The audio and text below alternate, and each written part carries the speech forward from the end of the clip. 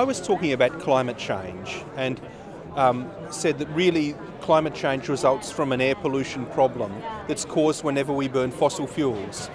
So when we burn fossil fuels like coal to support our electricity, which is running this camera and this thing, that you burn a tonne of coal for that purpose, you create a waste stream of 3.7 tonnes of carbon dioxide going into the atmosphere. And the atmosphere is very small. It's only 1/500th the size of the oceans. It looks big because it's made of gas, which is very diffuse, but there's not a lot to the atmosphere. So we're adding a large waste stream of pollution into a very finite atmosphere. And that's the basis of the problem. The impact of those gases are going to be very profound. We could melt all the ice on the planet if we continue going as we are, and that could raise sea level by 70 metres, 200 feet, We could change where rain falls. We can cause the extinction of species. We can acidify the ocean with putting too much CO2 in the atmosphere. So at the moment we're well progressed towards creating very significant changes. I wanted to make that point. And then to say, but this is a different sort of environmental problem from any I've dealt with before, because there's something I personally can do about it and you personally can do about it, If we own a big car and we trade it in on a smaller car, we're doing something very significant, If we buy some energy efficient light globes, we're doing something really quite significant. And if we show some leadership, if we remember a sports club or a church or whatever, show some leadership on climate change in a forum like that, you can really make a difference, because people, I think, want to understand this issue and want to address it. So it's not like you have to wait for the government to act on climate change. It's something every individual can do something about.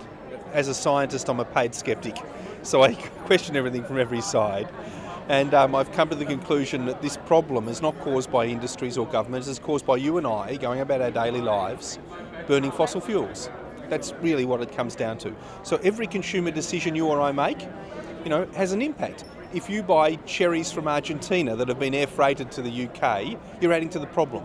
If you buy locally grown strawberries or raspberries, you're doing something that's helping fix the problem. Buying organic food at the shops, exactly the same. Buying a refrigerator that's not very efficient is a bad thing to do. Buying an efficient one is a good thing. So it's just you and I living our lives as we live them that is the core of the problem. And you can't expect industry or government to fix that. It's a moral problem. It's a moral problem because it concerns the things that I do, my actions, and their impact on the world around me and on future generations. And moral problems are individual problems. Prime ministers have them, heads of companies have them, but every consumer has them as well. Knowledge is the stuff that's in shortest supply at the moment in this area for the general public, Once you understand the nature of the problem, you're immensely empowered to be able to do things. In Germany, for example, people living in a small town decided they were going to buy the local power company. So they raised the funds, bought the local power company and greened it, and now run a great consultancy business selling know-how about greening the grid to other parts of Germany. Once you understand, as I said, the nature of the problem and how electricity is generated and what the other options are, the world's your oyster. I generate my own electricity now. I've just put solar panels on the roof of the house. This is in Australia, of course, And I don't draw from the grid anymore, which is fantastic. Here in the UK, you probably buy a mini wind turbo if you want, a mini wind plant, provide probably a kilowatt of power, which is enough to run a modest house.